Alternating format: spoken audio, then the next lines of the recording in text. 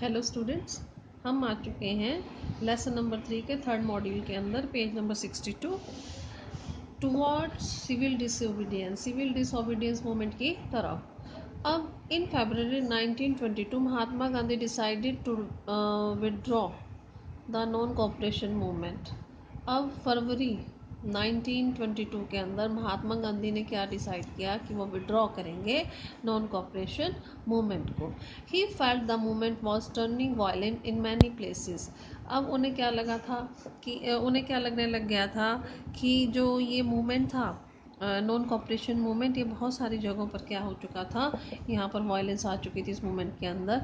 And satyagrahis need to be properly train, और जो सत्याग्रही से इन्हें प्रॉपरली ट्रेनिंग देने की ज़रूरत थी before they would be ready for the mass struggle. इससे पहले कि वो मास स्ट्रगल के लिए उनको तैयार किया जाए, उन्हें प्रॉपरली ट्रेनिंग देने की ज़रूरत थी। Within the Congress some leaders were by now tried of mass struggles. अब कांग्रेस के अंदर ही कुछ लीडर्स ऐसे थे जो कि अब क्या कोशिश कर रहे थे कि मास स्ट्रगल किया जाए, and wanted to participate in election to the provincial council. और जो उस समय प्रोविंशियल काउंसिल्स थे, वहाँ पर जो इलेक्शन जो सेटअप किए गए थे गवर्नमेंट ऑफ इंडिया ने एक्ट के अकॉर्डिंग 1919 में जो इलेक्शंस होने थे उसके अंदर वो पार्टिसिपेट करना चाहते थे। अब उन लोगों को क्या लगता था, they felt that it was important to oppose British policies within the council. अब काउंसिल में अगर वो जीत के आ जाते हैं और काउंसिल में वो रहते हैं, तो उनको लगता था कि बहुत ही इम्पोर्टेंट तरीके से वो अपोज कर पाएंगे, जो भी ब्रिटिश पॉलिसीज़ है उनका वो विरोध कर पाएंगे। आर्ग्यू फॉर रिफॉर्म, वो सुधार करने के लिए आर्ग्यू करेंगे उनसे। And also demonstrate that these councils were not truly democratic, और वो ये भी शो करेंगे कि ये जो काउंसिल्स हैं वो सही में डेमोक्रेटिक नहीं है। CR Das and Motilal Nehru form the Swaraj party. अभी स्वराज पार्टी किसने बनाई थी? CR दास ने और मोतीलाल नेहरू ने, विद इन द कांग्रेस के अंदर ही, to argue for return to council, ताकि वो काउंसिल पॉलिटिक्स के अंदर वो वापसी कर सके, इलेक्शन वगैरह जो लड़ना है वो लड़ सके, इसलिए उन्होंने स्वराज पार्टी का गठन किया था। But the younger leader like Jawaharlal Nehru and Subhash Chandra Bose, लेकिन जो यंग लीडर्स थे जवाहरलाल नेहरू और जो सुभाष चंद्र बोस थे, pressed for more radical mass agitation and full independence. अब ये किस चीज़ का दबाव बना रहे थे कि एक बड़े लेवल पर जो है मास एजिटेशन किया जाए और फुल इंडिपेंडेंस जो है वो प्राप्त की जाए, इस चीज़ का वो प्रेशर बना रहे थे। In such a situation of internal debates and dissensions, two factors again shaped Indian politics towards the late 1920। अब ये इस प्रकार की जो सिचुएशंस आ रही थी इंटरनल डिबेट्स की, तो इसमें क्या थे, दो फैक्टर जो थे वो किसके खिलाफ काम कर रहे थे, जो भी इंडियन पॉलिटिक्स बन रही थी उस समय 1920 में, दो फैक्टर काम कर रहे थे। द फर्स्ट क्या था, क्या क्या इफेक्ट पड़ रहा था जो काम कर रहा था, वर्ल्ड वाइड इकोनॉमिक डिप्रेशन, जो मंदी आ चुकी थी इकोनॉमिक लेवल पर पूरे विश्व के अंदर, तो वो एक फैक्टर काम कर रहा था।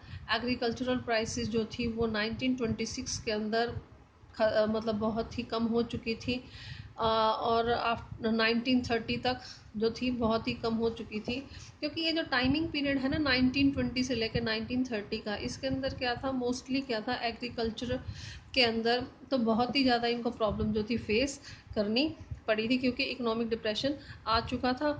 अब जिससे क्या हो रहा था कि जो डिमांड थी एग्रीकल्चरल गुड्स की वो भी कम हो चुकी थी, और जो एक्सपोर्ट किया जा रहा था उसमें भी कमी आई थी। अब जो पीजेंट्स थे उन्हें बहुत ही मुश्किल लग रहा था कि जो उनकी उपज है उसके द्वारा उसको वो बेचे कैसे, और कैसे वो उनके जो रेवेन्यू थे उनको वो पे करें। तो पीजेंट्स को बहुत ही दिक्कतों का सामना इस समय करना पड़ रहा था। 1930s the country side was in turmoil. अब 1930 तक क्या था, जो गांव देहात के जो इलाके थे वहाँ पे बिल्कुल ही टर्मोइल था, मतलब उथल पुथल का माहौल हो चुका था। अगेंस्ट दिस बैकग्राउंड, अब इसके अलावा और क्या था, new Tory government in Britain constituted a statutory commission under sir John Simon. एक स्टेटरी कमीशन जो थी वो बनाई गई सर जॉन के अंडर, किसने, जो टॉरी गवर्नमेंट थी ब्रिटेन की, उसने set up in response to the nationalist movement. क्यों बनाई गई थी? जहाँ यहाँ पे नेशनल मूवमेंट्स हो रहे थे ना, उनके उनके रिस्पॉन्स में बनाई थी, क्योंकि यहाँ इंडिया के अंदर बहुत ज़्यादा जो नेशनल मूवमेंट्स हैं वो नेशनल ये जो एक्टिविटीज़ थी वो बहुत ज़्यादा बढ़ रही थी। The commission was to look into the functioning of the constitutional system in India. अब ये जो कमीशन थी, क्या करना था इसने, क्या काम करना था? काम था कि look into the functioning of the constitutional system, जो इंडिया के अंदर जो कॉन्स्टिट्यूशनल था वो किस प्रकार से काम कर रहा है उसको देखने का इसका काम था। और उसके बाद एंड सजेस्ट चेंजेस, और भाई क्या क्या इसके अंदर चेंजेस किए जा सकते हैं, भाई ये जो मूवमेंट्स है, ये जो रेवोल्यूशनरी मूवमेंट्स है ये ना हो, तो ये सब चेंजेस के सजेस्ट करना उनका काम था। ये प्रॉपरली यहाँ पे काम हो रहा है कॉन्स्टिट्यूशन के अकॉर्डिंग या नहीं हो रहा। द प्रॉब्लम वाज दैट, अब प्रॉब्लम क्या थी? ये सर जॉन साइमन कमीशन जो थी आ गई, तो अब इसमें प्रॉब्लम क्या थी? प्रॉब्लम ये थी, the problem was that the commission did not have a single Indian member. इस कमीशन के अंदर एक भी सिंगल जो इंडियन मेंबर था वो नहीं था। दे वर ऑल ब्रिटिश, सभी के सभी क्या थे? ब्रिटिशर्स से, ब्रिटिश थे। When the Simon Commission arrived in India in 1928, कब आई थी साइमन कमीशन? 1928 के अंदर आई थी इंडिया में। आपसे क्वेश्चन कई बार पूछ लिया जाता है, सॉरी। तो अब यहाँ पर it was greeted with the slogan go back Simon. अब इसका जो स्वागत किया गया था वो इस स्लोगन के साथ किया गया था कि go back Simon. All parties including the Congress, जितनी भी पार्टीज थी जिसमें कि कांग्रेस भी शामिल थी एंड द मुस्लिम लीग भी शामिल थी, पार्टिसिपेटेड इन द डेमोन्स्ट्रेशन, जो ये प्रदर्शन किए जा रहे थे उनमें इन्होंने पार्टिसिपेट किया था। In an effort to win them over, अब इनके ऊपर अपना दबदबा बनाने के लिए, अपने मतलब कि जीत बनाने के एफर्ट के अंदर, जो उस समय वाइस राय थे लॉर्ड इरविन, उन्होंने अनाउंस किया अक्टूबर 1929 के अंदर a vague offer of demand dominion status for India in an unspecified feature. एक मतलब गोलमोल ऑफर जो था ना कि डोमिनियन स्टेटस इंडिया का क्या होगा, जिसमें कुछ भी उसके बारे में कुछ नहीं बताया था भी कैसा होगा क्या होगा, गोलमोल सा एक ऑफर दिया। और round table conference to discuss future constitution, और राउंड टेबल कॉन्फ्रेंस जो थी वो रखी ताकि डिस्कस किया जा सके फ्यूचर का constitution. This did not satisfy the Congress leaders. अब ये जो गोलमोल से ऑफर दिए गए थे, इससे जो कांग्रेस के लीडर्स थे वो सेटिस्फाई नहीं हुए थे। The radical with in the Congress, जो रेडिकल्स थे कांग्रेस के अंदर, लेड बाय, अब इनको लेड कौन कर रहा था? Next page, page number 63, Motilal Nehru and Subhash Chandra Bose, ये दोनों ही इन्हें लीड कर रहे थे।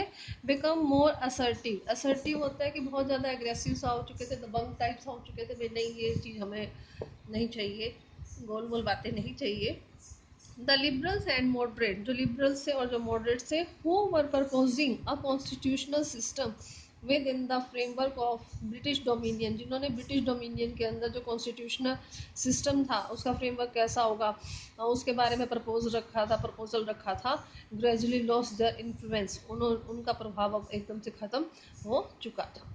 इन दिसंबर 1929 के अंदर, under the presidency of Jawaharlal Nehru की प्रेसिडेंसी के under, Lahore Congress formalise the demand of Purna Swaraj और फुल इंडिपेंडेंस फॉर इंडिया।